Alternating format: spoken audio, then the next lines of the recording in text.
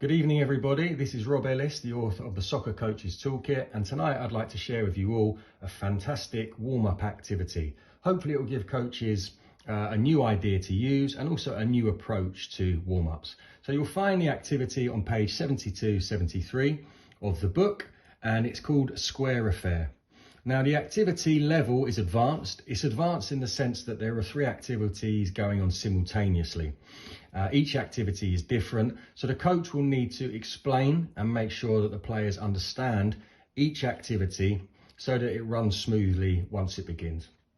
Now, if we look at a number of participants here, I said 12, but as coaches, we know that we never get the ideal number, but 12 is a helpful example.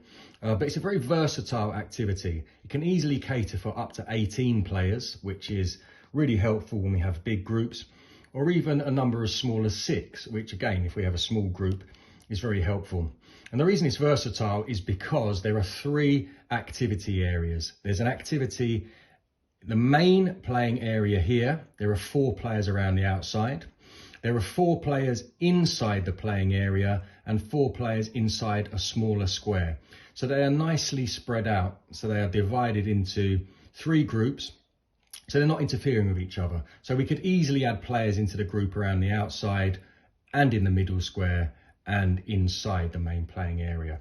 Now, if we're using 12 players as an example, the coach will require 9 soccer balls, cones, and 3 sets of bibs. It's not essential to use bibs.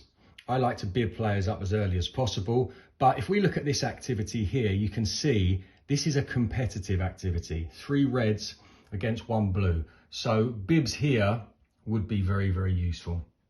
If we look at the description of the activity, so the coach will divide players into 3 groups of 4, and they will mark out a playing area with a square in the middle. So the playing area is 25 by 25 yards, and the square in the middle is 10 by 10 yards. The coach positions 1 group in the middle square, a 2nd group inside the playing area, and a 3rd group around the outside of the main playing area. Now, the groups perform 3 warm-up activities for 2 to 3 minutes each. Now, 2 to 3 minutes is a guide. This activity can be quite physically taxing if the players do it at high intensity. So 2 minutes on each station or each activity might be difficult. So the coach can use common sense and bring this down. If the players are more advanced and physically well conditioned, you can do it for perhaps 3 minutes. But again, if they're working very hard, the coach will have to use common sense and work out what is a suitable time. Now, after each activity, the groups move on. And once each group has performed all 3 activities, the warm-up is done. So if we look at activity 1, inside the small square, the players are performing keep-ups. Now, this can be freestyle or it can be conditioned by the coach, depending on what the coach wants the players to do. The second activity inside the main playing area is 3v1 possession. So the only thing to bear in mind here is because there's a group in the middle, passes cannot go through the middle square and players cannot go through the middle square. So there's going to be lots of passing in straight lines. For example, if this player here is in possession, this player here would need to make a supporting run, okay? And the defender can also not go through the middle square. The third activity, outside the main playing area, players are dribbling the ball around the outside of the playing area. Again, the coach can condition this, left foot, right foot only, double touches, perhaps a step over every 4 or 5 seconds, depending on what they want from the warm-up. We just look at page 73 here briefly. Now, there are many focus for coaching points that I could have picked, but the primary focus is ball manipulation.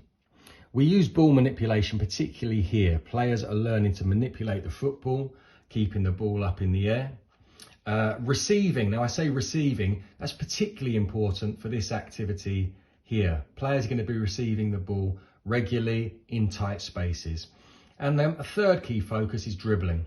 And that's mainly about the outside activity here.